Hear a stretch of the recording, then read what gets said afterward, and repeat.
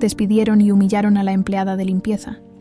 Pero 20 años después, un joven idéntico al millonario apareció en su humilde casa. La primera vez que Dolores Ramírez cruzó las enormes puertas de hierro forjado de la mansión Hernández, sintió un escalofrío que no supo explicar. Tal vez era la imponente fachada de cantera, o quizás los jardines perfectamente cuidados que parecían sacados de otra época, o tal vez, aunque ella no podía saberlo entonces, era la extraña sensación de que ya había estado ahí antes. ¿Tienes experiencia como empleada doméstica?, le preguntó la ama de llaves, una mujer de rostro severo llamada Gertrudis, mientras la guiaba por los pasillos de mármol. Sí, señora, he trabajado en varias casas desde los 15 años, respondió Dolores con una seguridad que contradecía sus apenas 25 años. Lo que no mencionó fue que también había trabajado como mesera, como costurera, como vendedora de flores y en cualquier otro empleo que le permitiera sobrevivir desde que su tía Rosario, la única familia que conoció, había fallecido 3 meses atrás. Tampoco mencionó que había estudiado por las noches hasta terminar la preparatoria, ni que leía cualquier libro que caía en sus manos como quien devora un manjar prohibido. Don Francisco y doña Mercedes son personas muy exigentes, continuó Gertrudis. La mansión debe estar impecable siempre. Un solo error y estás fuera, ¿entendido? Dolores asintió en silencio. Necesitaba desesperadamente ese trabajo. Mientras la ama de llaves le mostraba las habitaciones que debería limpiar, Dolores notó las miradas curiosas de otros empleados. Más tarde entendería por qué. Era raro que alguien tan joven y con su apariencia trabajara como sirvienta. A pesar de la sencillez de su vestido gris, había algo en su porte, en la manera en que caminaba, que no encajaba con la imagen de una muchacha del servicio. «Y esta es la biblioteca», anunció Gertrudis, abriendo unas puertas dobles de madera tallada. «Es el lugar favorito de don Francisco. Cada libro debe quedar exactamente donde estaba. Si mueves uno, te costará el empleo». Al entrar, Dolores contuvo la respiración. Miles de libros se alzaban hasta el techo en estanterías de caoba oscura. Una escalera de caracol conectaba con un segundo nivel igual de impresionante. «Es hermoso», susurró, olvidando por un momento su posición. «No te pagan para admirar, sino para limpiar», espetó Gertrudis. «Pero cuidado con tocar demasiado. Don Francisco nota cuando alguien ha estado husmeando». Fue precisamente en la biblioteca donde Dolores conoció a don Francisco Hernández, 3 días después de comenzar a trabajar. Estaba limpiando las estanterías cuando escuchó la puerta abrirse. Al girarse, vio a un hombre de unos 45 años, alto, de porte distinguido, con el cabello negro salpicado de canas en las sienes. Sus ojos, de un marrón profundo, la estudiaron con curiosidad. «Eres nueva», dijo él, no como pregunta, sino como afirmación. «Sí, señor. Me llamo Dolores Ramírez. Comencé esta semana». Don Francisco se acercó, observándola con interés. «Te vi leyendo los títulos mientras limpiabas. ¿Te gusta la literatura, Dolores?» Ella bajó la mirada, avergonzada de haber sido descubierta. «Disculpe, señor. No volverá a suceder. No he dicho que sea algo malo», respondió él con una sonrisa leve. «Es inusual. Eso es todo». Antes de que pudiera responder, la puerta se abrió nuevamente. Doña Mercedes Hernández entró a la biblioteca como una ráfaga de perfume francés y joyas resplandecientes. Era una mujer hermosa, de la edad de su esposo, pero su belleza tenía algo frío, calculado, como si hubiera sido cuidadosamente diseñada por un artista sin corazón. «Francisco, te estaba buscando. Víctor llamó. ¿Quién es ella?», preguntó, notando por primera vez a Dolores. «La nueva empleada doméstica, querida», respondió don Francisco, su tono cambiando ligeramente. «Dolores, puedes retirarte. Terminarás la biblioteca más tarde», mientras se alejaba. Dolores sintió la mirada de doña Mercedes clavada en su espalda como un cuchillo. Las semanas se convirtieron en meses, y Dolores se ganó el respeto de los demás empleados por su eficiencia y discreción.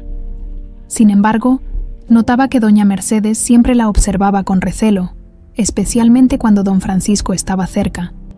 El señor de la casa, por su parte, a menudo entablaba breves conversaciones con ella, generalmente sobre libros o música clásica, temas que sorprendentemente Dolores conocía, aunque no recordaba cómo o dónde los había aprendido. Un día, Mientras limpiaba el polvo de una vitrina en el pasillo principal, Dolores sintió que alguien la observaba. Al volverse, vio a Sebastián, el mayordomo que llevaba más de 40 años con la familia. Era un hombre mayor, de rostro arrugado pero mirada aguda. «Ese medallón», dijo, señalando el colgante de oro que Dolores siempre llevaba bajo la ropa y que ahora se había deslizado fuera mientras se inclinaba. «¿Puedo preguntar de dónde lo sacaste?» Dolores lo tocó instintivamente. Era un medallón ovalado con un intrincado escudo grabado, un árbol y 2 águilas flanqueándolo. «Era de mi madre», respondió. «Es lo único que me dejó. Mi tía Rosario me dijo que lo llevaba puesto cuando mis padres murieron en un accidente cuando yo tenía 5 años». Sebastián extendió la mano, como si quisiera tocarlo, pero luego se detuvo. «¿Sabes qué significa el escudo?», preguntó con una voz extraña. «No, señor. Mi tía nunca me lo dijo. ¿Usted lo reconoce?». El mayordomo pareció a punto de decir algo, pero se contuvo. Su expresión se volvió impenetrable. «No, no lo reconozco», mintió, dando media vuelta.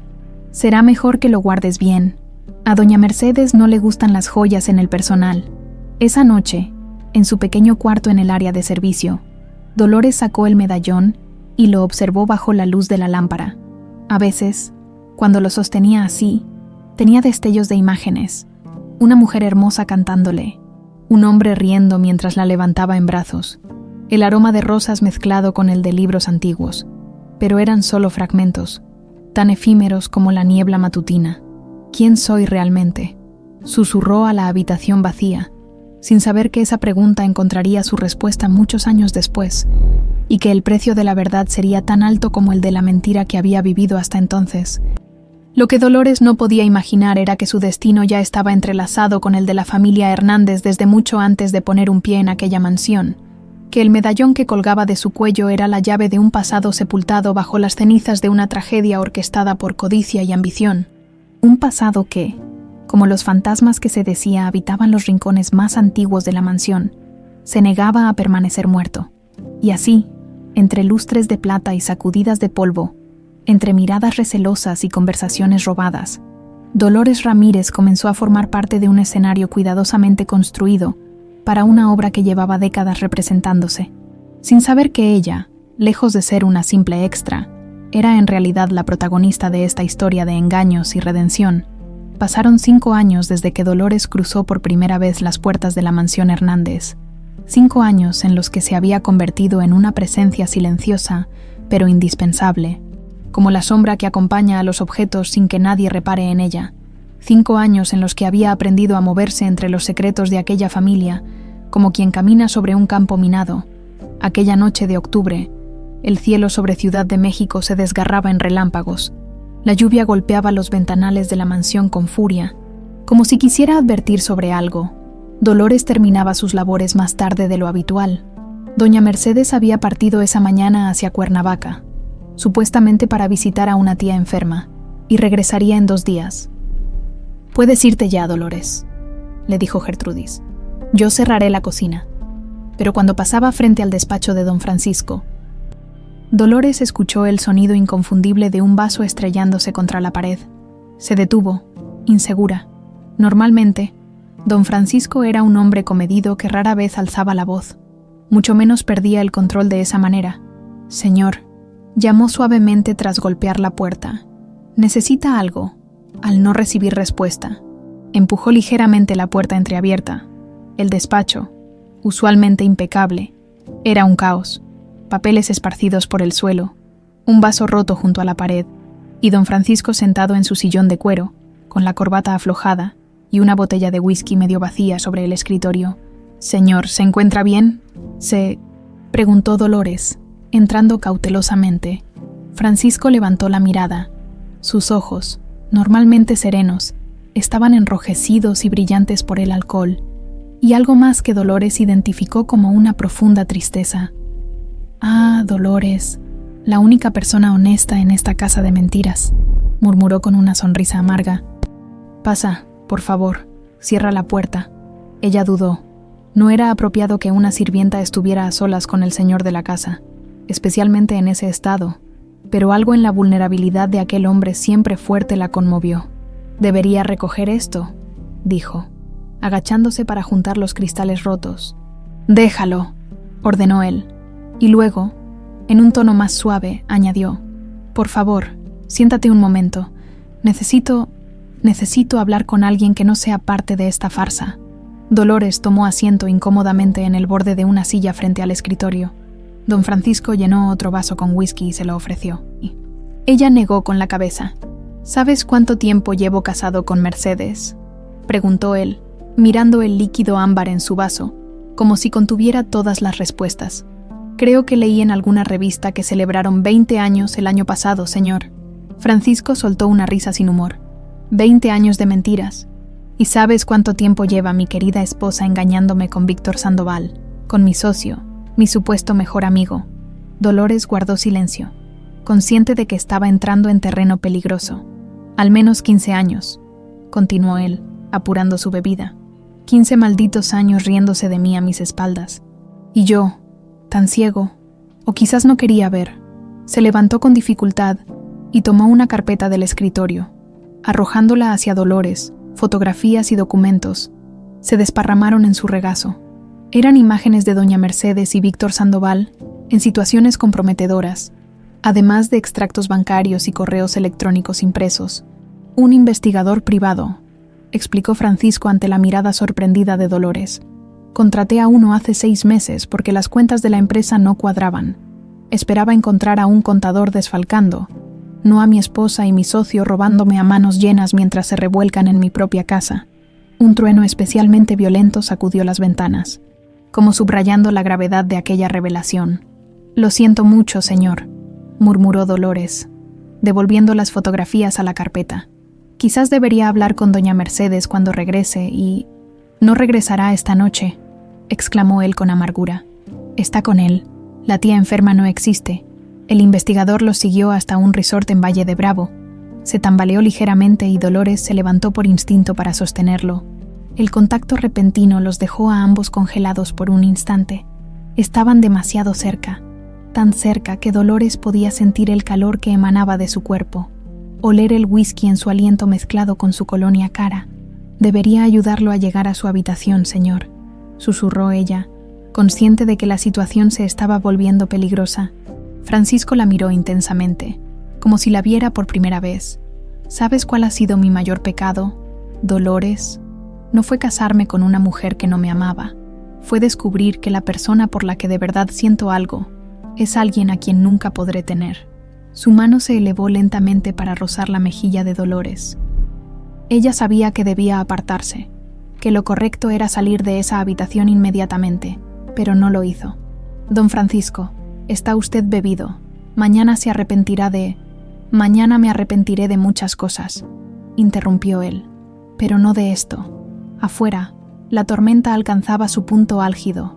Dentro, otra tormenta, largamente contenida, finalmente se desataba. Sus labios se encontraron primero con vacilación, luego con una pasión desesperada. Las manos de Francisco buscaron el medallón que siempre colgaba del cuello de Dolores, acariciándolo antes de desviar su atención a desabrochar los botones de su uniforme. «Es un hermoso medallón», murmuró contra su piel. «Siempre me ha intrigado. Es lo único que tengo de mi familia», respondió ella, sin saber por qué ese comentario le provocaba un escalofrío. Esa noche, entre relámpagos y truenos, entre confesiones susurradas y caricias prohibidas, Dolores y Francisco cruzaron una línea que cambiaría el destino de todos los involucrados. Por unas horas, ella no fue la sirvienta y él no fue el patrón. Fueron simplemente un hombre y una mujer buscando calor en medio de la tormenta más oscura de sus vidas. 2 semanas después, Dolores limpiaba el desayunador cuando escuchó voces alteradas provenientes del estudio de don Francisco. Desde aquella noche, él había mantenido una distancia respetuosa con ella en público, aunque sus miradas lo decían todo. Ahora, las voces de doña Mercedes y Víctor Sandoval llegaban claramente a través de la puerta entornada. «Te digo que se está volviendo sospechoso», decía Mercedes. «Ayer revisó las cuentas personalmente. Nunca lo hace». «Tranquilízate», respondió Víctor.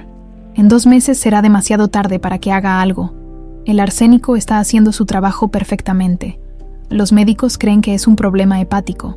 Para cuando se den cuenta, si es que lo hacen, estaremos a miles de kilómetros con todo su dinero. Dolores sintió que le faltaba el aire. ¿Arsénico? ¿Estaban envenenando a don Francisco? Aún así, continuó Mercedes, deberíamos acelerar el proceso. Un infarto súbito, tal vez, algo que no levante sospechas. No seas impaciente, querida. Si muere repentinamente ahora, las sospechas caerán sobre nosotros. El plan es perfecto. Una enfermedad prolongada. Un testamento modificado convenientemente a tu favor. Y luego, libertad. Aterrorizada, Dolores se alejó silenciosamente. Tenía que advertir a Francisco. Pero, ¿cómo hacerlo sin rebelarse? Decidió esperar a que todos se retiraran esa noche. Sin embargo, al girar en el pasillo, se encontró cara a cara con doña Mercedes, quien la observó con ojos entrecerrados. «¿Qué hacías ahí, Dolores, espiando?» «No, señora. Solo limpiaba los jarrones del pasillo». La mirada de Mercedes era fría como el hielo. Durante un segundo terrible, Dolores temió que hubiera descubierto su aventura con Francisco, o peor aún, que supiera que había escuchado su plan. «Te estaré vigilando», dijo Mercedes finalmente, alejándose con ese andar elegante que la caracterizaba. Dolores supo entonces que el reloj había comenzado a correr. La pesadilla comenzó 3 días después. Dolores había intentado encontrar un momento a solas con don Francisco para advertirle sobre el envenenamiento. Pero él había estado ausente de la mansión, ocupado con asuntos de negocios. Aquella tarde, mientras doblaba sábanas recién lavadas en la habitación principal, escuchó un alboroto proveniente del piso inferior. «¡Ladrona! ¡Ladrona en mi propia casa!», gritaba la voz de doña Mercedes. El corazón de Dolores dio un vuelco. Bajó las escaleras para encontrarse con una escena que parecía sacada de una pesadilla. Todos los empleados reunidos en el vestíbulo, doña Mercedes sosteniendo un collar de esmeraldas en alto, y Sebastián, el mayordomo, con una expresión indescifrable. «¡Ahí está!», exclamó Mercedes al verla. «La mosquita muerta que nos ha estado robando». «¿De qué habla, señora?», preguntó Dolores, completamente desconcertada. «No te hagas la inocente. Sebastián encontró esto escondido entre tus cosas». Mercedes le arrojó el collar, que cayó a sus pies como una serpiente enjollada. «Y no solo esto, también los aretes de diamantes que me regaló mi madre y el reloj de oro de Francisco. Yo jamás». Comenzó Dolores, pero su voz se ahogó cuando vio entrar a don Francisco por la puerta principal, con el rostro pálido y ojeroso, señal de que el veneno ya estaba haciendo efecto en su cuerpo. «¿Qué sucede aquí?», preguntó él, su mirada pasando de su esposa a Dolores. «Tu protegida, la santurrona de Dolores, nos ha estado robando durante quién sabe cuánto tiempo», espetó Mercedes. «Sebastián encontró mis joyas escondidas en su colchón esta mañana». Francisco miró a Dolores con una mezcla de confusión y algo más oscuro. «Duda, don Francisco. Le juro que yo no he tomado nada», suplicó Dolores. «Alguien las puso ahí para incriminarme». «¿Por qué alguien haría eso?», preguntó él, su voz extrañamente fría. Era el momento de revelar lo que había escuchado sobre el envenenamiento, de exponer a Mercedes y Víctor, pero antes de que pudiera abrir la boca, Mercedes intervino. «Porque es una ladrona descubierta buscando excusas. Y quién sabe qué más habrá robado que aún no hemos detectado». Dolores vio en los ojos de Francisco una batalla interna. Quería creerle, pero algo lo detenía. ¿Culpa por lo ocurrido entre ellos? ¿Vergüenza ante los demás? ¿O tal vez el veneno ya nublaba su juicio?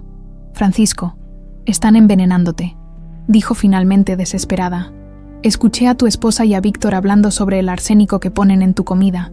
Por eso has estado tan enfermo. Quieren matarte para quedarse con tu dinero». Un silencio sepulcral cayó sobre el vestíbulo. Luego, Mercedes soltó una risa gélida. «¿Lo ven? Está completamente loca. Ahora inventa conspiraciones absurdas para salvarse». «Francisco, por favor», suplicó Dolores. Don Francisco la miró largamente. Luego, como si hubiera tomado una decisión muy dolorosa, se volvió hacia su esposa. «Llama a la policía, Mercedes». Esas palabras fueron como un puñal en el corazón de Dolores. Él no le creía, o peor aún, no quería creerle. Señor, por favor, escúcheme, es la verdad, lo están matando lentamente. Yo solo quería... Suficiente, Dolores, la interrumpió él. Recoge tus cosas y vete antes de que llegue la policía. No presentaremos cargos, pero no quiero volver a verte en esta casa. El mundo de Dolores se derrumbó en ese instante. No solo perdía su trabajo y su reputación, sino que también abandonaba a Francisco a su suerte, en manos de sus asesinos. Como quieran, dijo finalmente, irguiéndose con toda la dignidad que pudo reunir. Pero recuerde mis palabras, don Francisco. El veneno que está tomando no viene solo de su comida, sino de las personas en las que confía. Esa misma noche, bajo una llovizna persistente, Dolores abandonó Ciudad de México con solo una pequeña maleta y el medallón que nunca se quitaba. En el autobús, rumbo a Santa Clara, el pequeño pueblo donde había nacido su tía Rosario, Dolores lloró en silencio mientras su mano descansaba sobre su vientre, porque en medio de tanto dolor había un secreto que ni siquiera Francisco sabía. Aquella noche de tormenta había dejado una vida creciendo dentro de ella. Santa Clara resultó ser exactamente lo que Dolores necesitaba, un lugar pequeño donde nadie conocía su pasado, donde podía comenzar de nuevo. Alquiló una habitación modesta en la casa de doña Cleotilde, una viuda bondadosa que no hizo demasiadas preguntas sobre la joven solitaria y su evidente embarazo. «Los hombres vienen y van, mijita», le dijo simplemente, «pero los hijos se quedan, y son la mayor bendición». Durante los meses siguientes, Dolores trabajó incansablemente. Por las mañanas limpiaba casas, por las tardes ayudaba en la panadería del pueblo, y por las noches cosía ropa para una pequeña tienda local. 3 trabajos que apenas le permitían subsistir, pero que garantizarían que su hijo no pasara necesidades cuando naciera. Y nació una madrugada de junio, cuando las jacarandas estaban en plena floración, llenando las calles de Santa Clara con una alfombra púrpura. Un niño fuerte, de ojos marrones intensos y una mata de pelo negro azabache, tan parecido a su padre que Dolores a veces tenía que apartar la mirada para no sentir la punzada del recuerdo. Miguel, lo nombró, en honor al santo patrono del pueblo que le había dado refugio. Mientras tanto, en la mansión Hernández, otro niño venía al mundo apenas 3 meses después, Juan Hernández, el hijo legítimo de Francisco y Mercedes, nacido en medio del lujo pero también del engaño, un niño que, sin saberlo, tenía un medio hermano viviendo a cientos de kilómetros, en un pueblito olvidado por el tiempo y la fortuna. Los años pasaron con la inevitabilidad de las estaciones. Miguel creció como un niño extraordinario, inteligente, bondadoso, con una curiosidad insaciable por el mundo. Dolores hacía malabarismos con sus 3 empleos para pagar una escuela privada donde su talento pudiera florecer. «¿Por qué nunca me hablas de mi papá?», preguntó Miguel cuando cumplió 10 años. Dolores había preparado esa respuesta durante una década. «Tu padre fue un hombre bueno que tomó decisiones equivocadas. Algún día, cuando seas mayor, te contaré toda la historia». Lo que nunca le dijo fue que cada domingo, religiosamente, buscaba noticias de la familia Hernández en los periódicos que llegaban al pueblo. Así se enteró de que don Francisco sufría una misteriosa enfermedad degenerativa que los médicos no lograban diagnosticar correctamente. Así supo que Víctor Sandoval había sido nombrado director ejecutivo de las empresas Hernández. Mientras Francisco se retiraba por motivos de salud, el veneno seguía haciendo su trabajo, tal como ella había advertido, y cada noticia era una puñalada de impotencia.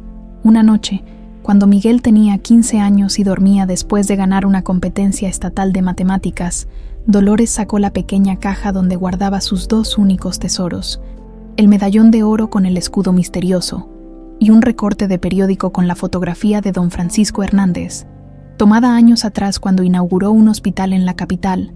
«Perdóname por no haber podido salvarte», susurró a la imagen, «pero te juro que nuestro hijo será un hombre del que estarías orgulloso».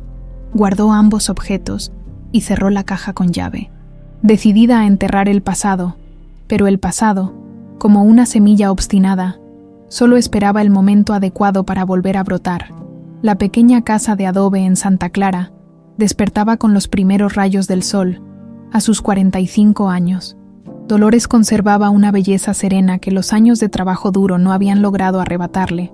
Su cabello negro, ahora con algunas hebras plateadas. Estaba recogido en un moño sencillo mientras preparaba café en la cocina. ¿Ya tienes todo listo?, preguntó, tratando de que su voz no revelara la tormenta de emociones que la agitaba por dentro. Miguel, con sus 20 años recién cumplidos, terminaba de acomodar su ropa en una maleta desgastada. Era la viva imagen de su padre, alto, de hombros anchos, con ese mismo porte elegante que parecía innato y no aprendido. Solo sus ojos eran distintos, más cálidos, más abiertos al mundo. Creo que sí, mamá. No necesito llevarme mucho. Su hijo había logrado lo imposible. Una beca completa para estudiar administración de empresas en la Universidad Nacional Autónoma de México, la más prestigiosa del país. Dolores no podía estar más orgullosa ni más aterrorizada. La capital significaba oportunidades para Miguel, pero también peligros que él no podía imaginar. «Recuerda lo que te dije», insistió ella, sirviéndole café. «Ciudad de México es otro mundo. La gente no es como aquí en Santa Clara. No confíes en nadie hasta estar seguro». Miguel sonrió con esa expresión paciente que reservaba para los temores de su madre. «Lo sé, mamá. Me lo has dicho 1000 veces. Tendré cuidado». Dolores quería decirle más. Quería advertirle específicamente sobre la familia Hernández, sobre Mercedes y Víctor Sandoval, quienes seguramente seguían controlando un imperio construido sobre traiciones. Pero ¿cómo hacerlo sin revelar la verdad sobre su padre? Una verdad que había prometido contarle tantas veces y que siempre había postergado. «Cuando seas mayor», se había dicho a sí misma durante años. Pero ahora que Miguel era un hombre, el miedo a perderlo era más fuerte que nunca. «Hay algo que debo decirte antes de que te vayas», comenzó Dolores, decidida finalmente a revelar el secreto. Pero el ruido de un motor acercándose la interrumpió. Por la ventana vieron un automóvil negro, brillante y evidentemente costoso, detenerse frente a su modesta casa, en Santa Clara. Un vehículo así era una aparición tan extraña como un ovni. «¿Esperas a alguien?», preguntó Miguel, tan sorprendido como ella. Dolores negó con la cabeza, sintiendo una opresión en el pecho. Durante 20 años había temido este momento, que el pasado viniera a buscarla. Del automóvil descendió un joven que les dio la espalda mientras cerraba la puerta. Cuando se giró hacia la casa, Dolores sintió que el mundo se detenía. Era como ver a Miguel reflejado en un espejo imposible. El desconocido caminó hacia la entrada con paso decidido. Vestía ropa cara pero sencilla, y en su muñeca brillaba un reloj que probablemente costaba más que toda la casa de Dolores. Tocó la puerta con 3 golpes precisos. Miguel abrió, quedándose paralizado ante la imagen casi idéntica a la suya. Ambos jóvenes se estudiaron en silencio, con una mezcla de asombro y reconocimiento instintivo. «¿Dolores Ramírez?», preguntó finalmente el visitante, desviando la mirada de Miguel hacia el interior de la casa. «Soy yo», respondió ella, acercándose a la puerta con las piernas temblorosas. El joven la observó con intensidad, como buscando algo en sus facciones. «Mi nombre es Juan Hernández», se presentó. «Soy el hijo de Francisco Hernández. Necesito hablar con usted». La habitación pareció girar alrededor de Dolores.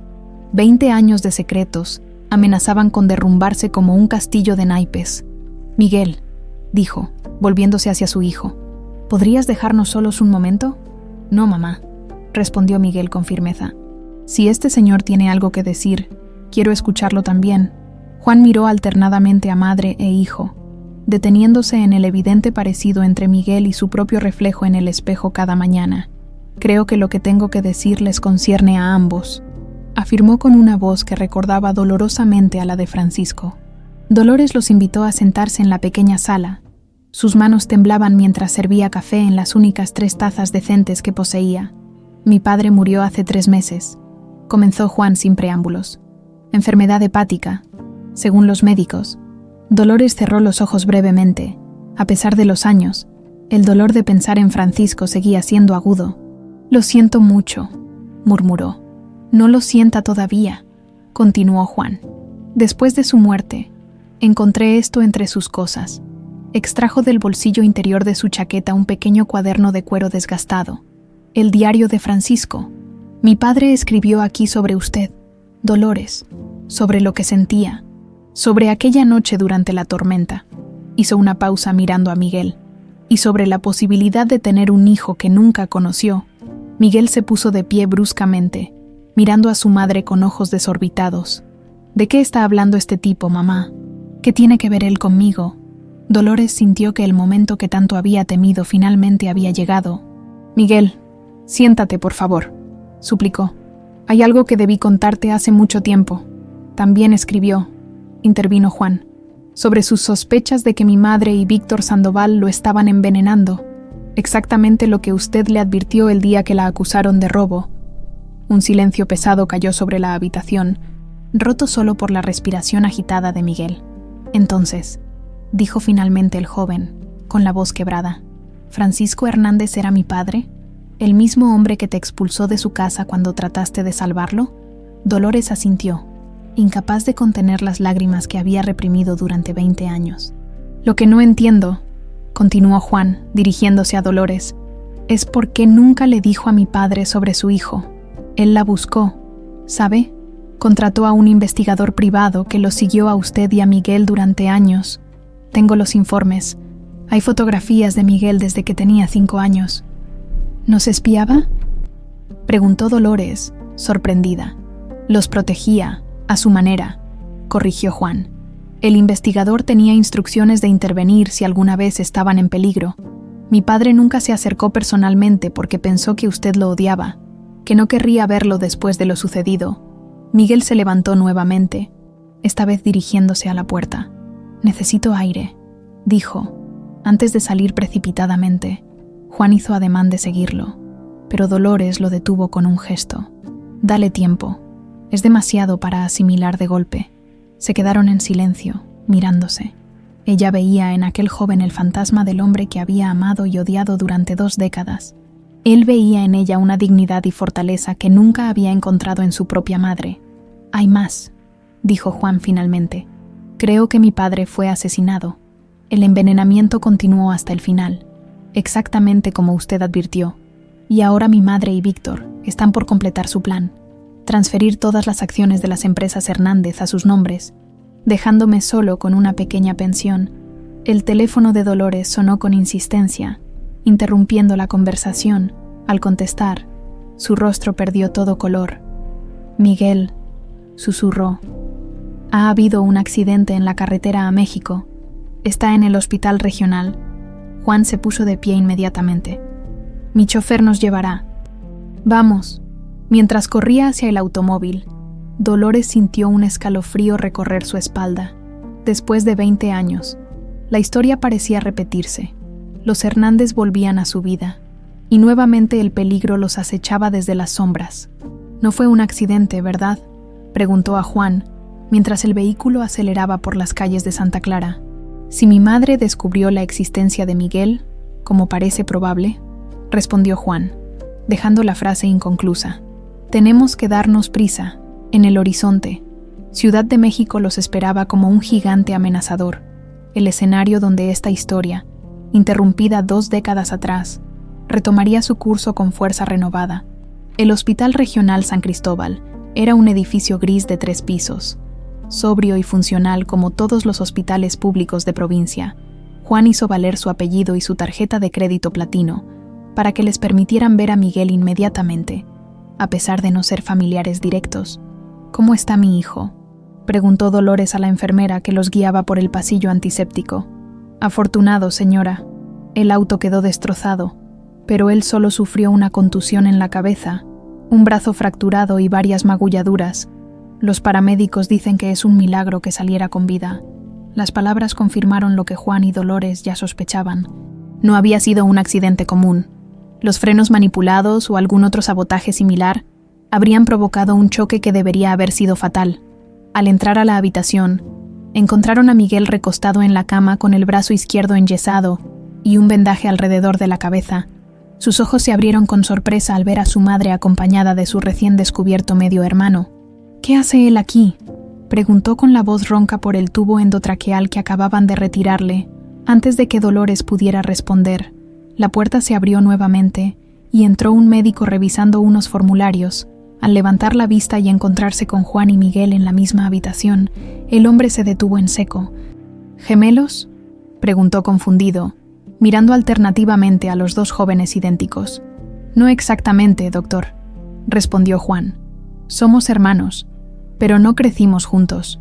El médico, recuperándose de la sorpresa, revisó los signos vitales de Miguel y les informó que podría ser dado de alta al día siguiente, pero tendría que guardar reposo durante al menos una semana. El golpe en la cabeza no parece grave, pero hay que vigilarlo. Cualquier síntoma inusual, tráiganlo de inmediato. Cuando el médico se retiró, un silencio incómodo llenó la habitación. Miguel miraba fijamente a Juan, estudiándolo como si fuera un rompecabezas imposible de resolver. Entonces, dijo finalmente, eres mi hermano. Vaya forma de ampliar la familia en un solo día. A pesar de la tensión, Juan sonrió levemente. Yo tampoco lo sabía hasta hace poco. Cuando encontré el diario de mi padre, de nuestro padre, supe que tenía que buscarlos. ¿Y qué esperabas encontrar?, preguntó Miguel, con un tono más defensivo del que pretendía. La verdad, respondió Juan simplemente, y tal vez una familia más real que la que tengo. Dolores observaba el intercambio con el corazón encogido. Veía en estos jóvenes, tan parecidos físicamente pero criados en mundos opuestos, el potencial tanto para una conexión profunda como para un rechazo irreconciliable. Miguel, Juan cree que tu accidente no fue casualidad, intervino. Que Mercedes, su madre, pudo haberlo ordenado al descubrir tu existencia. La misma mujer que te acusó de robo y te expulsó, la que envenenó a mi padre. Miguel se incorporó, con una mueca de dolor al mover involuntariamente su brazo fracturado. ¿Por qué querría matarme a mí? Porque nuestro padre cambió su testamento, explicó Juan. Encontré una copia entre sus papeles personales.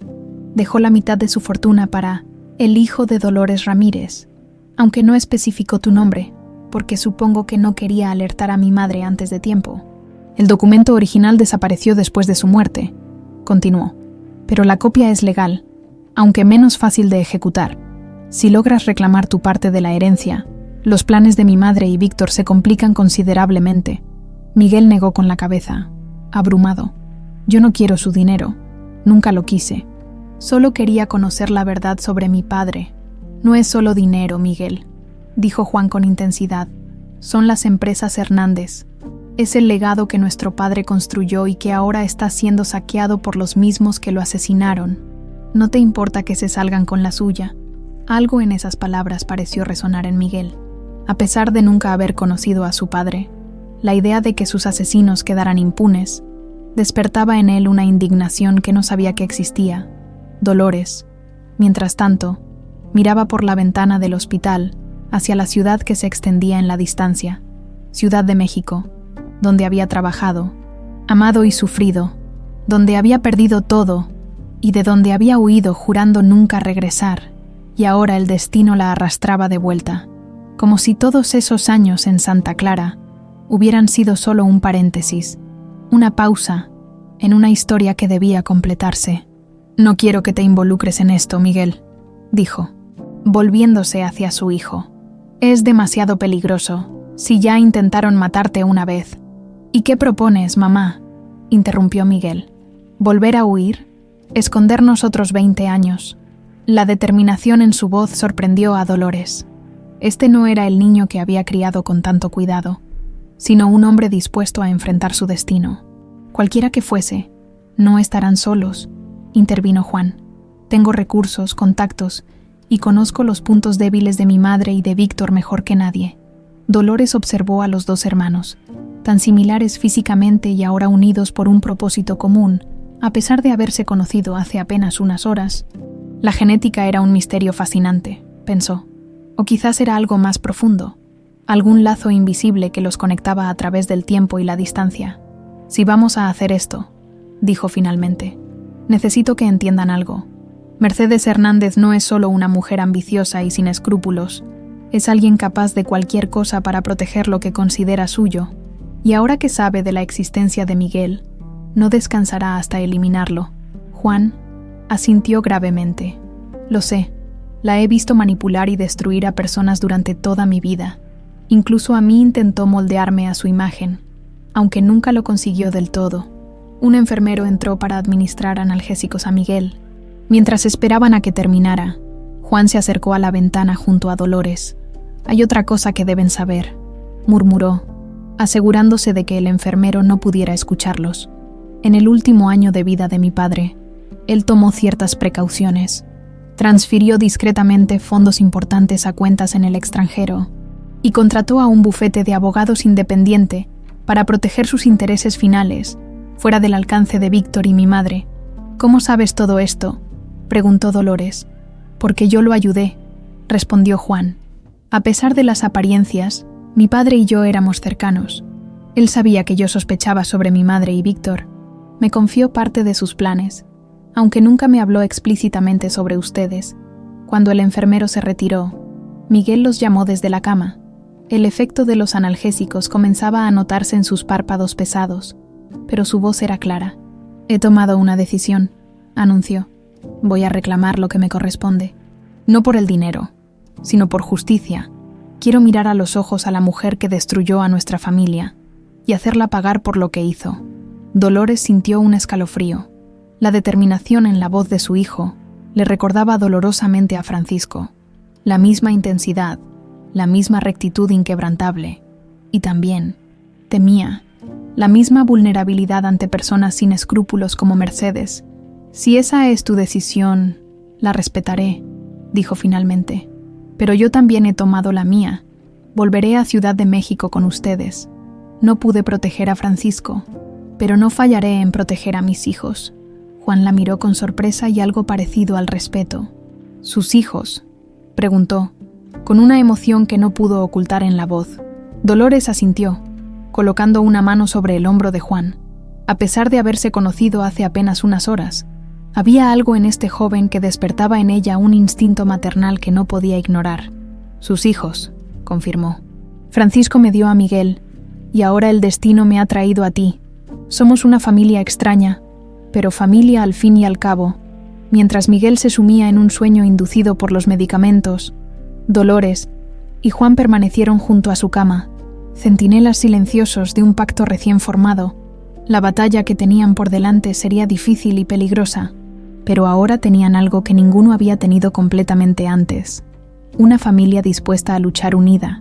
Una semana después del accidente, el trío se instaló en un discreto pero elegante apartamento en Polanco, uno de los barrios más exclusivos de Ciudad de México. Juan insistió en que era más seguro que hospedarse en un hotel, donde serían más visibles.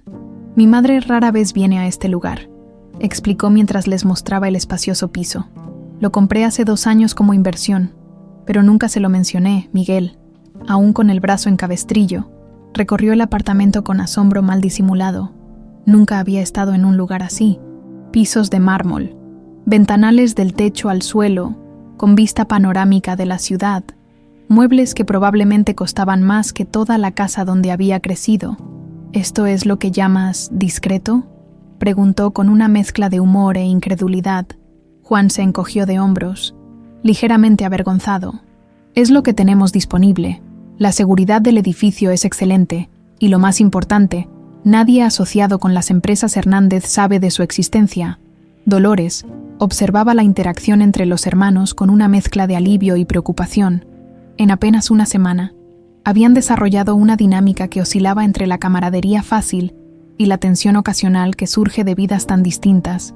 Miguel, con su educación modesta pero sólida, a veces no podía evitar cierto resentimiento hacia los privilegios que Juan había disfrutado toda su vida. Juan, por su parte, parecía genuinamente admirado por la integridad y determinación de su hermano recién descubierto. Tenemos que establecer un plan, dijo Juan, desplegando varios documentos sobre la mesa de cristal del salón. Si vamos a enfrentar a mi madre y a Víctor, necesitamos pruebas concretas de sus crímenes. Miguel se acercó a examinar los papeles. ¿Qué es todo esto? Extractos bancarios, actas de consejo, informes médicos de nuestro padre, explicó Juan. He estado recopilando información durante meses, pero todavía falta la pieza clave. ¿Cuál?, preguntó Dolores, uniéndose a ellos. Pruebas directas del envenenamiento, respondió Juan. Sin eso, todo lo demás son solo circunstancias sospechosas. Necesitamos algo concluyente. Miguel examinó los informes médicos con atención. A pesar de no tener formación en medicina, Su mente analítica detectó rápidamente patrones. «Mira estos niveles de enzimas hepáticas», señaló. «Aumentan constantemente durante años, pero hay caídas repentinas que coinciden con…» Buscó entre los documentos. «Los viajes de negocios de tu madre y Víctor. Cuando ellos no estaban en casa, él mejoraba temporalmente». Juan asintió, impresionado. «Exactamente, pero eso no basta para un tribunal.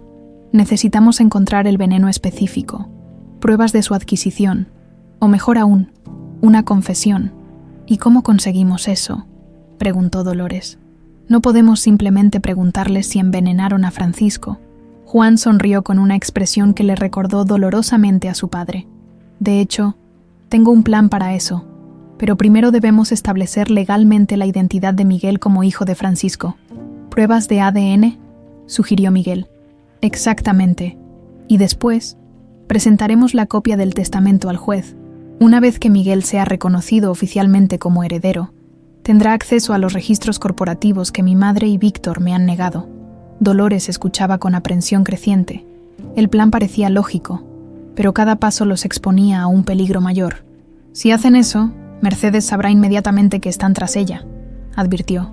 «Ya intentó matar a Miguel una vez. La próxima vez será más cuidadosa. Por eso necesitamos aliados dentro de la mansión», respondió Juan. «Y creo que sé quién puede ayudarnos». Esa misma tarde, Juan concertó una reunión con Carmen Sandoval, su secretaria personal. Eligieron una cafetería tranquila lejos de las oficinas centrales de las empresas Hernández. Juan llegó solo, consciente de que la presencia de Miguel o Dolores podría despertar sospechas. Carmen ya lo esperaba en una mesa del fondo. Era una joven de 20 y tantos años, con el cabello castaño recogido en un moño profesional y gafas de montura fina que le daban un aire intelectual. Su expresión era de cautelosa curiosidad. «Gracias por venir, Carmen», dijo Juan, tomando asiento frente a ella. «Aprecio tu discreción. Me intrigó tu mensaje», respondió ella. «Dijiste que era un asunto personal urgente. ¿Qué sucede, Juan?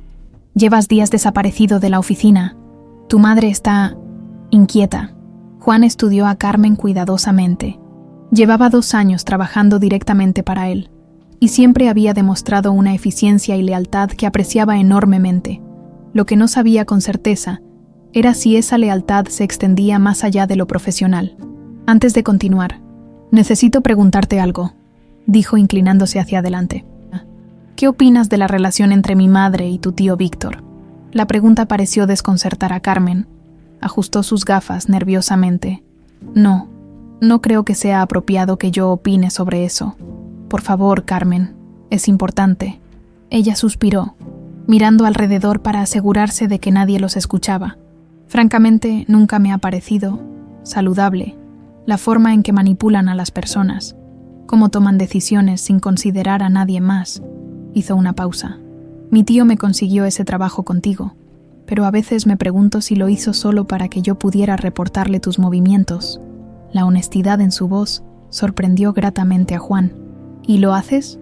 ¿Le reportas mis movimientos?». Carmen se sonrojó ligeramente. «Al principio sí, cosas pequeñas, pero hace tiempo que dejé de hacerlo. Le digo lo que cualquiera podría observar en la oficina. Nada más». Juan asintió, tomando una decisión. «Carmen, lo que voy a contarte podría ponerte en peligro. Si prefieres no escucharlo, lo entenderé. Podrías levantarte ahora, volver a tu vida normal, y yo nunca te molestaré con esto de nuevo». La joven lo miró intensamente, con una determinación inesperada brillando en sus ojos. «Dime qué está pasando, Juan». Durante la siguiente hora, Juan le contó todo: el diario de su padre, el descubrimiento de Miguel, las sospechas sobre el envenenamiento, el testamento modificado. Carmen escuchó sin interrumpir, su expresión cambiando de la sorpresa a la consternación, y finalmente a algo parecido a la resolución. «Siempre supe que había algo oscuro en tu familia», dijo cuando Juan terminó. «La forma en que tu madre habla de tu padre, como si hubiera sido una molestia de la que felizmente se deshizo. Pero envenenamiento es peor de lo que imaginaba. ¿Me ayudarás?», preguntó Juan directamente. Carmen guardó silencio durante unos instantes, claramente sopesando las implicaciones. «Mi tío es lo único que me queda de familia», dijo finalmente. «Pero lo que hicieron, lo que están haciendo, no puedo ser parte de eso». Ni siquiera por omisión. Te ayudaré. De vuelta en el apartamento, Juan compartió las noticias con Miguel y Dolores. La incorporación de Carmen al equipo significaba tener ojos y oídos dentro del corazón de las operaciones de Mercedes y Víctor. ¿Estás seguro de que podemos confiar en ella?, preguntó Miguel con escepticismo. Es sobrina de Víctor. Después de todo, vi sinceridad en sus ojos, respondió Juan. Además, Carmen tiene acceso a documentos que podrían ser cruciales para nosotros. En los días siguientes, Carmen demostró ser una aliada invaluable. Les proporcionó copias de correspondencia privada entre Mercedes y Víctor, detalles sobre transferencias bancarias sospechosas, e incluso logró acceder al historial de compras de la mansión Hernández de los últimos 5 años. Miren esto, dijo Miguel una tarde, señalando un patrón en las compras. Cada 3 meses exactamente, hay pedidos a una farmacia especializada en Coyoacán, siempre el mismo monto, siempre pagado en efectivo. Juan revisó las fechas, y coinciden perfectamente con los periodos en que los síntomas de papá empeoraban. Necesitamos saber qué compraban en esa farmacia, dijo Dolores. Si era el veneno, Carmen puede averiguarlo, sugirió Juan. La farmacia debe mantener registros, especialmente de sustancias controladas, pero incluso mientras avanzaban en su investigación, el peligro se acercaba. Mercedes Hernández había notado la ausencia prolongada de su hijo y la actitud evasiva de Carmen. Como un depredador experimentado, empezaba a sentir el olor de la amenaza. Una noche, mientras los 3 cenaban en el apartamento, el teléfono de Juan sonó. Era Carmen, su voz trémula de pánico. Juan, acabo de escuchar algo terrible. Tu madre estaba hablando con mi tío en su despacho. No saben que los escuché, pero... Su voz se quebró. Saben sobre Miguel. Alguien les informó que está en la ciudad contigo, y mencionaron algo sobre terminar el trabajo correctamente esta vez. Juan sintió que la sangre se le helaba en las venas. Carmen, escúchame bien. No vuelvas a la oficina mañana. Ve directamente al apartamento que te mencioné. Te esperaremos allí. Cuando colgó, Miguel y Dolores lo miraban expectantes. Nos han descubierto, anunció gravemente. Y esta vez, no se limitarán a intentar matar solo a Miguel. Vendrán por todos nosotros. Carmen Sandoval siempre había vivido entre sombras. Como sobrina de Víctor, había aprendido desde pequeña a observar sin ser vista, a escuchar sin parecer interesada. Esa noche, después de colgar el teléfono con Juan, se quedó inmóvil en el oscuro pasillo adyacente al despacho de Mercedes Hernández, con el corazón latiendo tan fuerte que temía pudieran oírlo a través de la puerta de caoba. Ese bastardo de Miguel debió morir en ese accidente. La voz de Mercedes llegaba clara y fría. Ahora está con Juan, y los dos juntos son una amenaza mucho mayor. Cálmate, querida. La voz de su tío, siempre modulada, siempre racional. Todavía no tienen pruebas concretas. Si actuamos precipitadamente, solo levantaremos sospechas. ¿Sospechas? Mercedes soltó una risa amarga. ¿Y qué crees que están haciendo esos dos? Reuniéndose para recordar a su querido padre. Están buscando pruebas, Víctor. Y si encuentran algo sobre el incidente Valverde... Carmen contuvo la respiración. Incidente Valverde. Era la primera vez que escuchaba ese nombre. Eso fue hace 40 años, respondió Víctor. Todos los documentos fueron destruidos, y la única prueba que podría conectarnos, aquel medallón, desapareció con la niña. ¿Y si la encontraron? ¿Y si por eso Juan ha estado tan evasivo? La voz de Mercedes temblaba ligeramente, algo raro en ella. Siempre supe que había algo extraño en esa sirvienta. Dolores, la forma en que miraba la casa, como si le perteneciera. Carmen se alejó sigilosamente. Había escuchado suficiente para saber que estaba en peligro. Si su tío descubría que los estaba ayudando, recogió algunas pertenencias esenciales de su oficina y se dirigió a la salida, manteniendo una expresión neutral para no levantar sospechas. Mientras conducía hacia su apartamento para recoger algo de ropa antes de refugiarse con Juan y los demás, Carmen no podía dejar de pensar en lo que había escuchado. ¿Quiénes eran los Valverde? ¿Qué tenía que ver un medallón con todo esto? Y lo más inquietante, ¿qué incidente había ocurrido hace 40 años que aún aterrorizaba a Mercedes y Víctor? Su apartamento estaba en penumbras cuando llegó. Entró cautelosamente, encendió la luz y comenzó a meter algunas prendas en una maleta. Un ruido sutil en la cocina la congeló. No estaba sola. ¿Buscando algo, sobrina? La voz de Víctor emergió de las sombras. Carmen se giró, tratando de mantener la compostura. Su tío estaba sentado tranquilamente en un sillón del rincón, como siempre, impecablemente vestido, con esa sonrisa que nunca llegaba a sus ojos. «Tío Víctor, me asustaste. Tengo un viaje de trabajo mañana temprano. Juan me pidió que lo representara en una reunión en Monterrey». «Curioso», respondió él, levantándose con movimientos elegantes, «porque acabo de hablar con Mercedes y me dijo que Juan lleva días sin comunicarse con la oficina». Carmen sintió que su boca se secaba. Siempre había sido mala mentirosa, especialmente con su tío, que parecía tener un detector de engaños incorporado. Quizás olvidé mencionárselo a doña Mercedes. Ha habido tanto trabajo últimamente.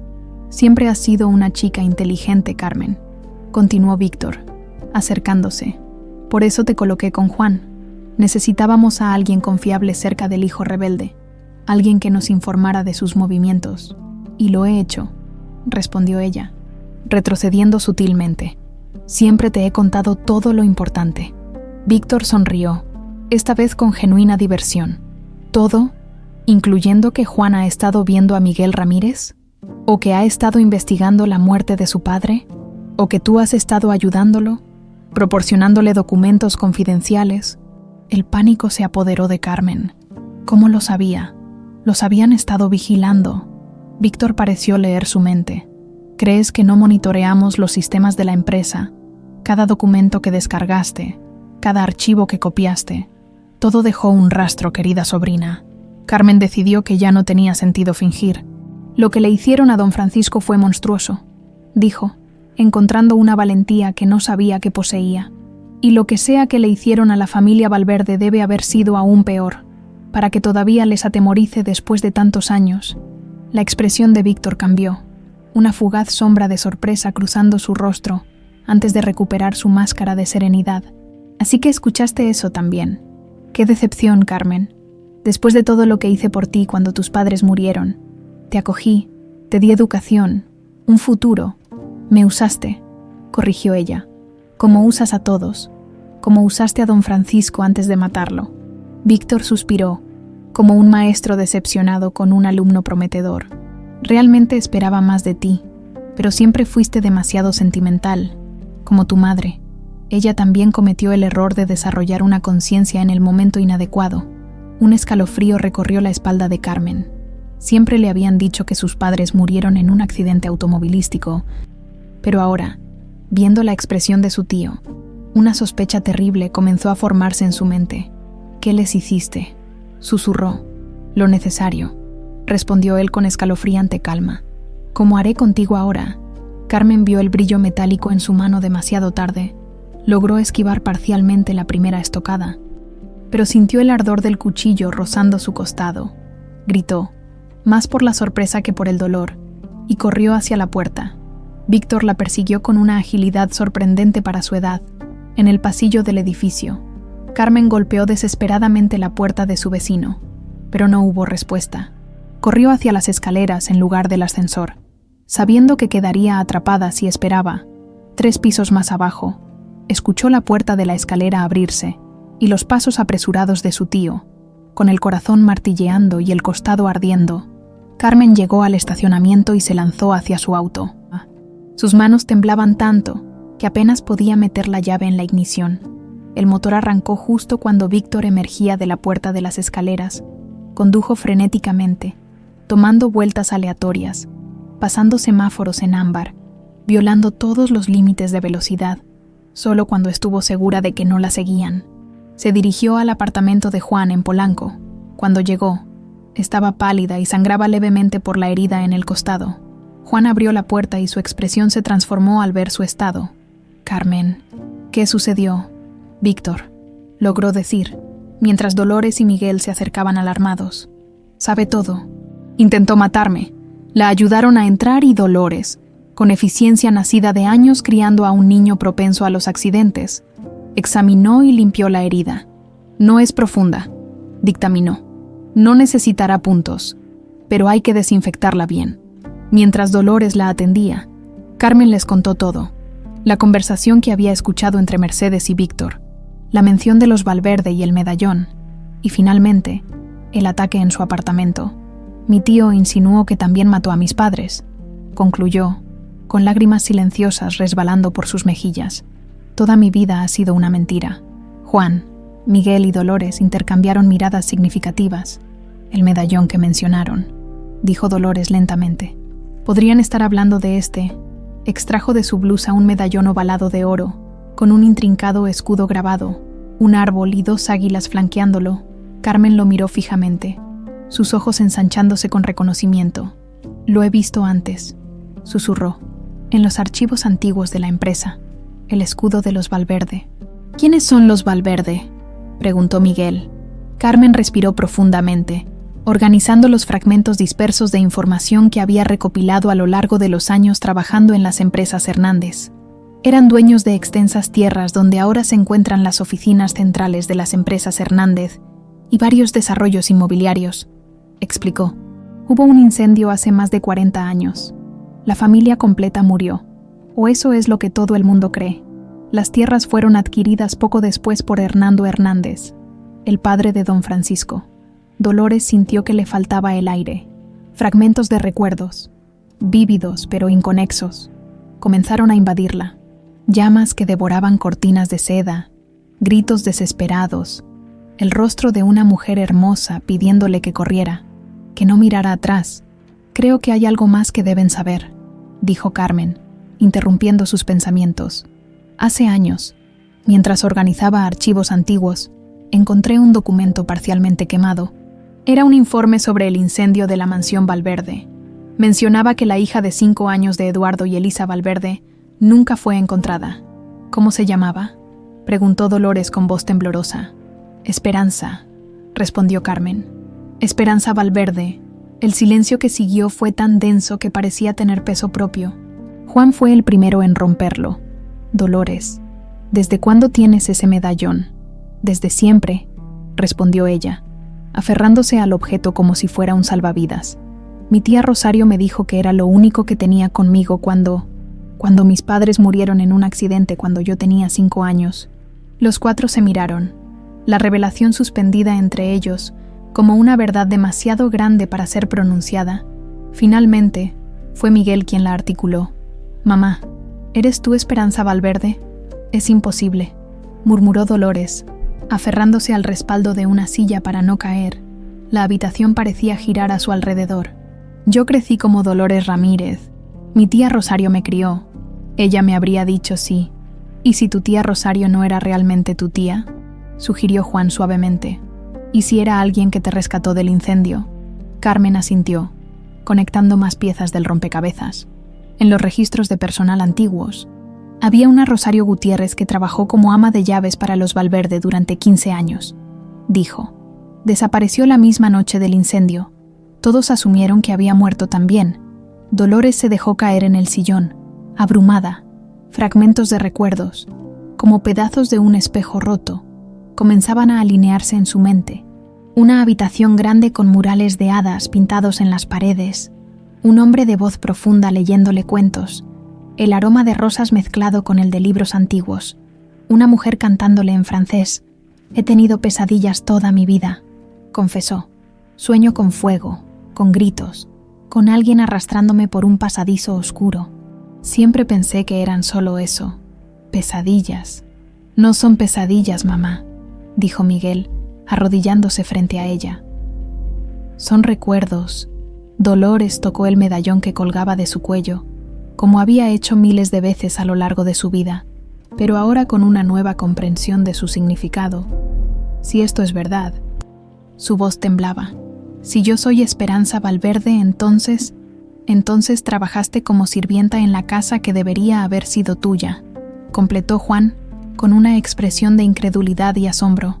Y te enamoraste del hijo del hombre que probablemente ordenó el asesinato de tus padres. La ironía era tan cruel que resultaba casi cómica. Dolores dejó escapar una risa que sonaba peligrosamente cercana al llanto. Y tú, Juan, dijo, mirándolo, eres el nieto del hombre que destruyó a mi familia. Y Miguel es el eslabón que une a los Valverde y a los Hernández, concluyó Carmen. el hijo de Esperanza Valverde y Francisco Hernández. Un silencio pesado cayó sobre la habitación, mientras todos absorbían las implicaciones de esta revelación. Fue Miguel quien finalmente lo rompió. «Esto cambia todo», dijo, con una nueva determinación en su voz. «Ya no se trata solo de reclamar la herencia de Francisco, se trata de recuperar lo que le robaron a nuestra familia hace 4 décadas. Necesitamos pruebas», intervino Juan, siempre pragmático. «Algo más que el medallón y recuerdos fragmentados». «Sebastián», dijo Dolores de repente. «El mayordomo. Él reconoció el medallón hace 20 años, estoy segura». Dijo que no, pero vi la expresión en su rostro. «Él sabe la verdad». Juan asintió. «Sebastián lleva más de 40 años en la casa. Si alguien conoce los secretos de la familia, es él. ¿Cómo lo contactamos?», preguntó Miguel. «No podemos simplemente presentarnos en la mansión Hernández. Yo puedo hacerlo», ofreció Carmen. «Mercedes y Víctor me buscarán, pero no esperarán que vuelva a la mansión. Puedo hablar con Sebastián». «Es demasiado arriesgado», objetó Juan. «Mi madre y tu tío ya intentaron matarte una vez». Carmen levantó la barbilla con determinación. «Es un riesgo que estoy dispuesta a correr. Ya no tengo nada que perder, excepto la oportunidad de hacer justicia». Sus ojos se desviaron hacia Miguel, y algo en su mirada sugería que había otro motivo para su valentía. Uno que comenzaba a florecer entre ella y el hijo de Dolores. Después de mucho debate, acordaron un plan. Carmen se acercaría a la mansión durante el cambio de guardia de seguridad, cuando había un breve intervalo menos vigilado. Sebastián solía fumar un cigarrillo en el jardín trasero a esa hora, un pequeño vicio que mantenía oculto de sus empleadores. La mansión Hernández se alzaba imponente bajo el cielo nocturno, sus ventanas iluminadas como ojos vigilantes. Carmen, con el corazón latiendo furiosamente, se deslizó por un acceso lateral que conocía gracias a sus visitas anteriores. El jardín trasero estaba en penumbras, iluminado solo por farolas ornamentales espaciadas estratégicamente entre los arbustos de magnolias. Y allí estaba Sebastián, puntual como un reloj suizo, disfrutando de su cigarrillo clandestino. A sus 70 y tantos años, seguía manteniendo esa postura erguida que caracterizaba a los mayordomos de la vieja escuela. «Sebastián», llamó Carmen en voz baja. El anciano se sobresaltó, dejando caer su cigarrillo. «Señorita Carmen», dijo, recuperando rápidamente la compostura. «No debería estar aquí. La señora Mercedes ha dado órdenes estrictas de que si la vemos, llamemos a seguridad inmediatamente». «Lo sé», respondió ella, acercándose. «Pero necesito hablar con usted. Es sobre Dolores Ramírez y sobre los Valverde». El rostro del mayordomo, usualmente impasible, se transformó con una expresión de alarma genuina. «No sé de qué me habla», dijo, pero su voz traicionaba su nerviosismo. «Creo que sí lo sabe», insistió Carmen. «Usted reconoció el medallón de Dolores hace 20 años. El medallón con el escudo de los Valverde». Sebastián miró alrededor, nervioso, y luego la tomó del brazo, guiándola hacia un rincón más oscuro del jardín. «¿Quién le habló de eso?», susurró. «La propia Dolores. Está con nosotros ahora. Sebastián, con Juan y con Miguel. Su hijo, el hijo que tuvo con don Francisco». El anciano mayordomo cerró los ojos un momento, como si estuviera reuniendo fuerzas. «Lo sospechaba», dijo finalmente. «El parecido entre Juan y ese muchacho que acompañaba a Dolores a veces al mercado era demasiado evidente, pero esperaba que nunca se encontraran, que esa parte de la historia quedara enterrada para siempre». «¿Qué parte de la historia, Sebastián?», presionó Carmen. «¿Qué sucedió realmente con los Valverde?». El mayordomo miró hacia la mansión con una expresión de profundo pesar. «Una tragedia nacida de la codicia», respondió. «Las tierras de los Valverde eran las más valiosas de la zona. Don Hernando, el padre de don Francisco, lo sabía y haría cualquier cosa por poseerlas». «¿Ordenó el incendio?», preguntó Carmen, aunque ya conocía la respuesta. Sebastián asintió gravemente. Él y Víctor Sandoval, que ya entonces era su mano derecha, contrataron a unos hombres para crear un accidente, pero las cosas se complicaron. Eduardo y Elisa Valverde no debían estar en casa esa noche. Tenían una cena benéfica, cambiaron sus planes en el último momento. Y la niña, Esperanza, Rosario la sacó por un pasadizo secreto. Era la única que sabía de su existencia. Parte de las antiguas defensas de la casa. Luego desaparecieron ambas. Todos asumimos que habían perecido en otra parte de la casa. Hizo una pausa. Hasta que 20 años después, Dolores apareció con ese medallón. Supe inmediatamente quién era, pero no podía decir nada. Mercedes ya era peligrosa entonces. Si hubiera sabido la verdad... ¿Y don Francisco?, preguntó Carmen. ¿Él sabía quién era Dolores realmente? Sebastián dejó escapar un largo suspiro. Al principio no, pero un día, años después de que ella se fue, lo encontré mirando un retrato antiguo de Elisa Valverde. Me preguntó si no notaba el extraordinario parecido con aquella muchacha, Dolores. Creo que entonces empezó a sospechar, y más tarde, cuando contrató al investigador para seguirla, debió confirmar sus sospechas. Quizás por eso cambió su testamento. Como un acto final de redención, un ruido proveniente de la casa alertó a ambos. Luces se encendieron en el despacho de Mercedes. «Debe irse», urgió Sebastián. «Si la encuentran aquí, venga con nosotros», ofreció Carmen. «Usted es el único testigo vivo de lo que realmente sucedió». El anciano negó con la cabeza. «Mi lugar está aquí. He servido a esta casa por más de 40 años, para bien o para mal. Pero mañana, a las 11, estaré en la cafetería El Pendular. Traeré algo que les ayudará a probar la verdadera identidad de Dolores». Carmen asintió, agradecida, y se deslizó nuevamente hacia la salida. Mientras se alejaba, escuchó la voz de Sebastián llamándola suavemente. «Señorita Carmen», dijo, «tenga cuidado. Mercedes y Víctor están más desesperados que nunca. Han comenzado a trasladar fondos al extranjero. Creo que planean desaparecer pronto, antes de que la verdad salga a la luz».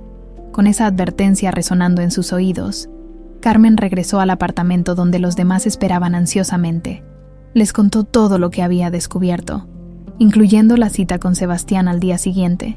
«Por fin», dijo Dolores, con una mezcla de asombro y dolor en su voz. «Después de tantos años, sabré quién soy realmente». Esa noche, mientras los demás dormían, Dolores se acercó a la ventana del apartamento, contemplando las luces de la Ciudad de México, donde había servido como una humilde criada en la casa que debería haber sido su hogar, donde se había enamorado del hijo del hombre que destruyó su familia, donde ahora, en un giro imposible del destino, buscaba justicia junto al hijo que tuvo con Francisco y al hijo que él tuvo con Mercedes. El universo tenía un retorcido sentido del humor, pensó, pero mañana, quizás, las piezas finalmente encajarían en su lugar. La cafetería, El Pendular, era un remanso de tranquilidad en medio del bullicio de la colonia Roma. Mesas de madera, estanterías repletas de libros antiguos y el aroma de café recién molido creaban una atmósfera que invitaba a las confidencias. A las 11 en punto, Dolores, Miguel, Juan y Carmen ocupaban una mesa del fondo, y Carmen, todos en estado de alerta. La noche anterior había sido de insomnio para los cuatro, cada uno lidiando a su manera con las revelaciones que se acumulaban como capas de una cebolla infinita. «Debería haber llegado ya», murmuró Carmen, consultando su reloj por tercera vez en 5 minutos. «Quizás tuvo problemas para salir de la mansión», sugirió Juan, intentando mantener la calma, aunque todos podían sentir la tensión creciente.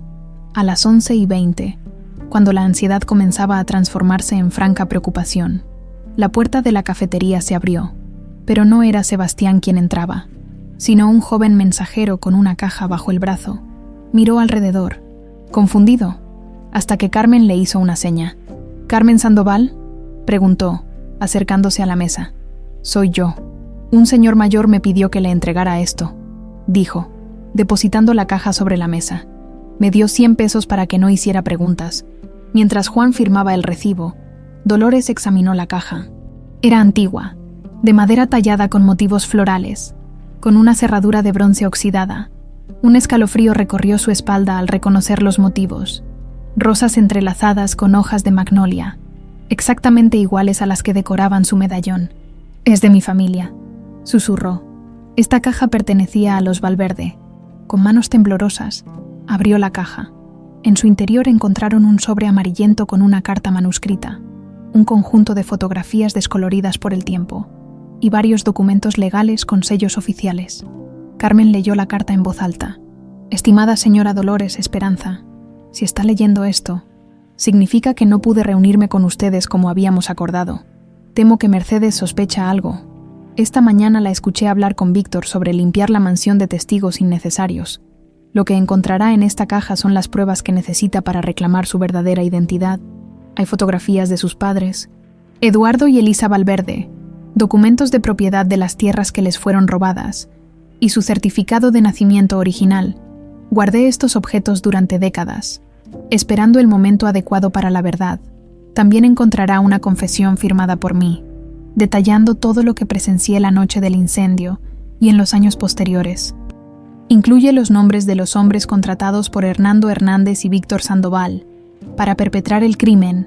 Un último consejo: tengan cuidado con la antigua mansión Valverde. Aunque parece abandonada, Mercedes la mantiene vigilada. Es el único lugar donde podrían existir más pruebas del crimen.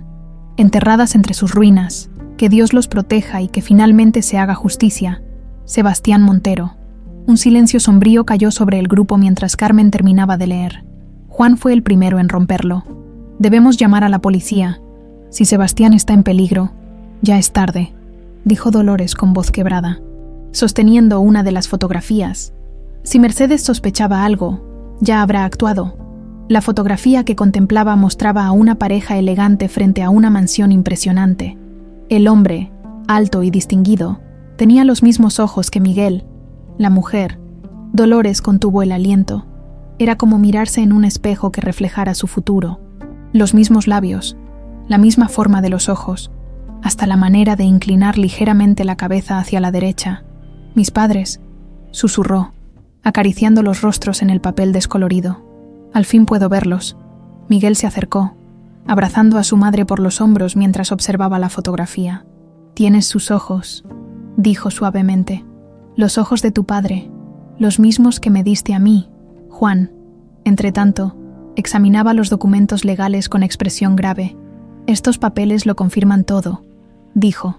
Las tierras donde ahora se encuentran las oficinas centrales de las empresas Hernández pertenecían legalmente a Eduardo Valverde. El traspaso de propiedad se realizó 3 meses después del incendio, cuando todos los herederos fueron declarados fallecidos. Carmen, que revisaba otra parte de la documentación, soltó una exclamación. Miren esto. Es una copia del testamento de Eduardo Valverde. Dejaba todas sus propiedades a su esposa e hija, y en caso de fallecimiento de ambas, a la Fundación Valverde para Niños Huérfanos. Nunca existió tal fundación, dijo Juan, o al menos, no bajo ese nombre. Dolores sintió que algo se agitaba en las profundidades de su memoria, un recuerdo de su padre hablándole sobre ayudar a los niños sin padres, sobre construir un lugar seguro para ellos, fragmentos que ahora encajaban en una identidad que durante décadas había estado enterrada bajo el nombre de Dolores Ramírez. Debo ir a la mansión Valverde, dijo repentinamente, con una determinación que sorprendió a todos. ¿Qué? Miguel la miró alarmado. Pero Sebastián advirtió específicamente que no nos acercáramos. Si Mercedes la mantiene vigilada, hay algo allí, insistió Dolores. Algo que necesito ver, que necesito recordar. No irás sola, declaró Juan firmemente. Iremos todos. Pero primero, debemos tomar precauciones, armados con la documentación de Sebastián. Elaboraron un plan. Carmen contactaría a un notario de confianza para certificar los documentos y presentar una denuncia formal. Miguel y Juan investigarían la situación actual de Sebastián, intentando averiguar si efectivamente había sido silenciado por Mercedes, y al caer la tarde, los 4 se dirigirían a los restos de la mansión Valverde, ahora un anexo abandonado de la propiedad de Hernández, oculto tras años de negligencia intencionada. Lo que ninguno de ellos sabía era que, mientras planeaban su próximo movimiento, Mercedes Hernández escuchaba cada palabra a través del teléfono móvil de Carmen, intervenido por orden de Víctor, antes de que ella se uniera a la causa de Juan. La viuda de Francisco Hernández, sentada en su despacho con Víctor a su lado, sonreía con una frialdad que habría helado la sangre de cualquiera que la presenciara. Así que Dolores es realmente Esperanza Valverde, dijo, apagando la grabadora. Siempre supe que había algo extraño en esa mujer, la forma en que miraba la casa, como si le perteneciera.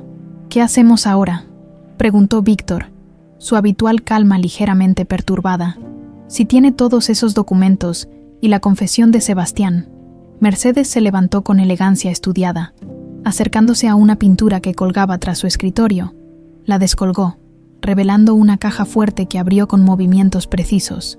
«Siempre tuve un plan de contingencia, querido», dijo, extrayendo un pequeño dispositivo electrónico.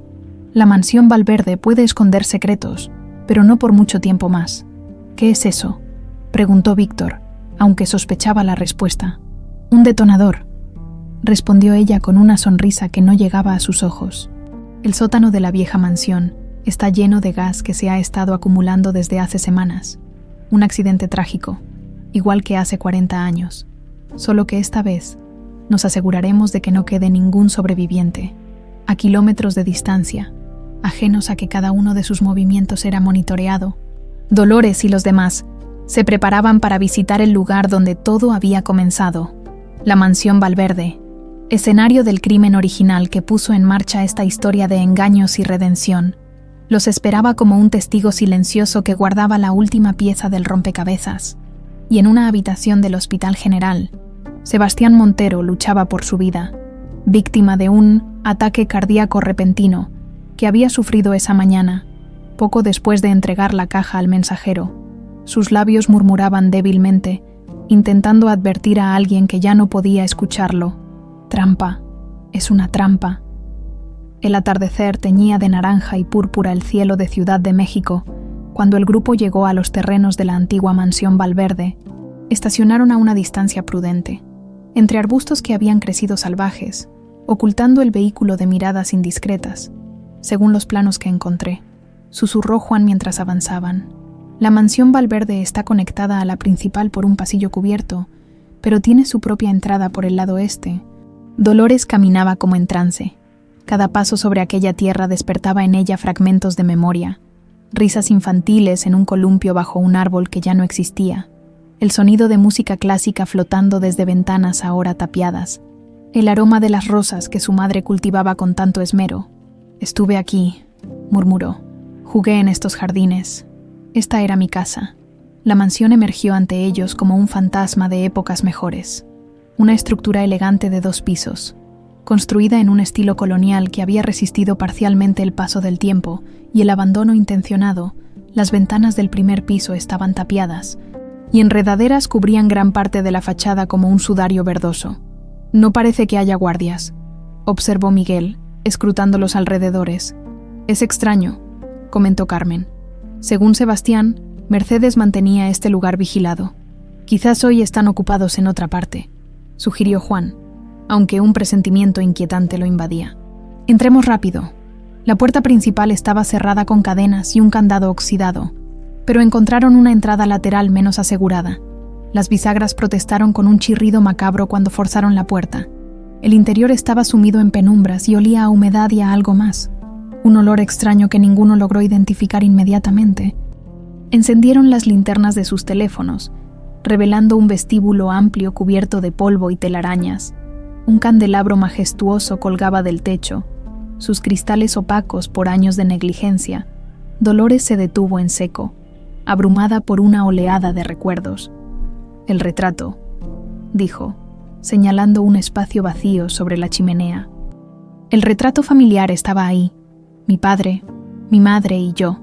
Él usaba un traje azul marino, y ella, un vestido blanco con encaje, completó Juan, recordando la fotografía que habían visto esa mañana. Avanzaron por lo que alguna vez fue una sala de estar. Muebles cubiertos con sábanas envejecidas parecían fantasmas aguardando el momento de revelar sus secretos. Carmen se acercó a una de las paredes, limpiando una capa de polvo para revelar un mural parcialmente quemado. Hadas danzando en un bosque encantado. «Tu habitación», le dijo a Dolores. «Debió ser tu habitación, Miguel», que examinaba la estructura con ojo crítico. Frunció el ceño. «Algo no está bien. El fuego fue hace 40 años, pero hay zonas que parecen quemadas más recientemente, y ese olor fue entonces cuando Carmen lo reconoció, palideciendo. «Gas», exclamó. «Huele a gas». En ese preciso instante, el teléfono de Juan vibró. Un mensaje de texto anónimo apareció en la pantalla. «Salgan ahora». «Trampa, Sebastián». «¡Fuera!», gritó Juan, empujando a los demás hacia la puerta. Es una trampa. Apenas habían dado unos pasos cuando escucharon un chasquido seguido de una sucesión de pequeñas explosiones. El fuego se propagó con velocidad sobrenatural, alimentado por el gas que se había estado acumulando. Las llamas bloquearon rápidamente la salida por donde habían entrado. «¡Por aquí!», gritó Dolores, sorprendiéndose a sí misma al recordar súbitamente. El pasadizo, guiados por una memoria que emergía de las profundidades de su infancia, los condujo a través de un pasillo lateral hasta una pequeña biblioteca. Con movimientos precisos, tiró de un candelabro en la pared, revelando una abertura oculta. «Mi padre me mostró esto», explicó mientras se arrastraban por el estrecho corredor. «Dijo que era nuestro secreto, por si alguna vez necesitábamos escapar». El pasadizo los condujo hasta un jardín trasero, a varios metros de la mansión en llamas. Apenas habían emergido cuando una explosión mayor sacudió la estructura, haciendo llover escombros a su alrededor. Se refugiaron tras unos arbustos, observando cómo la historia se repetía. La mansión Valverde ardía nuevamente, intentando llevarse sus secretos por segunda vez.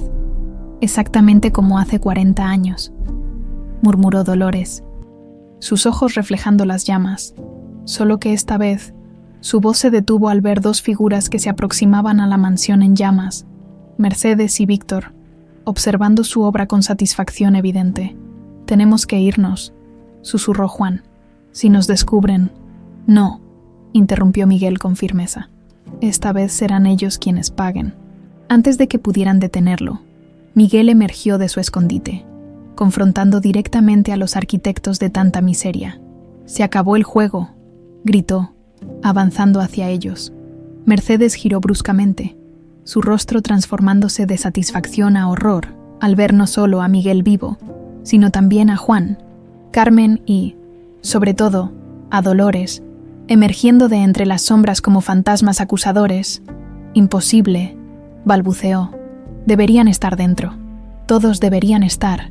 Víctor, siempre más pragmático, extrajo rápidamente un arma de su chaqueta, pero antes de que pudiera apuntar, una voz potente resonó desde la oscuridad. «Policía, tiren sus armas». Media docena de oficiales surgieron de distintos puntos del jardín, sus armas apuntando directamente a Mercedes y Víctor. El inspector a cargo se adelantó, sosteniendo un teléfono móvil. «Gracias por la confesión grabada, señora Hernández», dijo. «Un accidente trágico. Igual que hace 40 años», fueron sus palabras exactas. «¿No es así?». Los ojos de Mercedes se dirigieron automáticamente hacia Carmen, comprendiendo finalmente. «Tú», siseó, «tú nos traicionaste». Carmen sonrió levemente. «Solo restauré el equilibrio. Mi teléfono estaba intervenido, pero no de la forma que ustedes creían». La policía escuchaba cada palabra. Mientras esposaban a Mercedes y Víctor, Dolores se acercó a su antigua empleadora. Por primera vez, era Mercedes quien tenía que alzar la vista para mirarla. «¿Sabes quién soy realmente, Mercedes?», preguntó con una calma sorprendente. La mujer la observó con desprecio mezclado con miedo. «Esperanza Valverde», escupió el nombre como si fuera veneno. «La niña que debería haber muerto con sus padres». «Así es», confirmó Dolores. «Y durante años limpié los pisos de la casa que me robaste. Serví en mesas que deberían haber sido mías. Y aún así, encontré más dignidad en mi pobreza que tú en toda tu riqueza mala vida». En las horas siguientes, mientras los bomberos controlaban el incendio, los cuatro observaron desde una distancia segura cómo Mercedes y Víctor eran llevados a las patrullas. El inspector se acercó a ellos con noticias inesperadas. «Sebastián Montero está vivo», anunció. «Sobrevivió al envenenamiento y logró enviarnos un mensaje desde el hospital. Fue él quien nos alertó sobre el plan de esta noche. Entre los escombros aún humeantes, un bombero se aproximó con algo en la mano. Encontramos esto en una caja fuerte empotrada en una pared del sótano», dijo, entregándole a Dolores un sobre chamuscado pero intacto. «Parece que sobrevivió al fuego. Igual que usted», con manos temblorosas. Dolores abrió el sobre.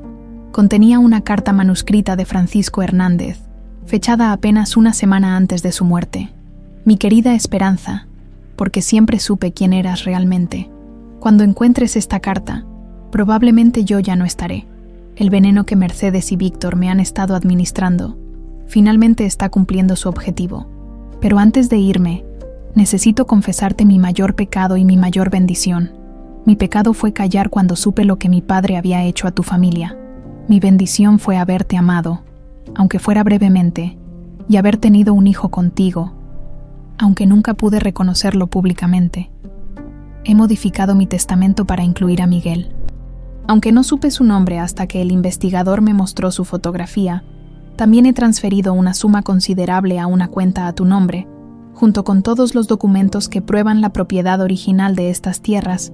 Quizás no merezco tu perdón, pero espero que algún día encuentres paz, y que nuestros hijos, tanto Miguel como Juan, no hereden nuestros errores, sino nuestra capacidad de amar a pesar de todo. Siempre tuyo, Francisco. Una semana después, en el cementerio donde descansaba Francisco Hernández, 4 figuras contemplaban silenciosamente su lápida. La investigación había confirmado oficialmente su envenenamiento, y los cargos contra Mercedes y Víctor ahora incluían 2 asesinatos premeditados, el de Francisco y el doble homicidio de Eduardo y Elisa Valverde 4 décadas atrás. Dolores, ahora legalmente reconocida como Esperanza Valverde, se arrodilló y colocó suavemente su medallón sobre la tumba.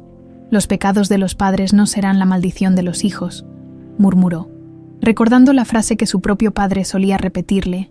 Mientras se alejaban, Miguel tomó discretamente la mano de Carmen, un gesto que prometía un futuro compartido. Juan caminaba junto a Esperanza, ambos contemplando el horizonte de la ciudad que ahora veían con nuevos ojos. La fortuna recuperada se destinaría principalmente a restablecer la Fundación Valverde para niños huérfanos, cumpliendo el sueño interrumpido de Eduardo Valverde. Las empresas Hernández, rebautizadas como Hernández Valverde, serían dirigidas conjuntamente por los hermanos, comprometidos a transformar un legado de codicia en uno de compasión. Y así, mientras una suave brisa de esperanza soplaba sobre el cementerio, se cerraba finalmente un capítulo de injusticia que había esperado 40 años para ser reescrito,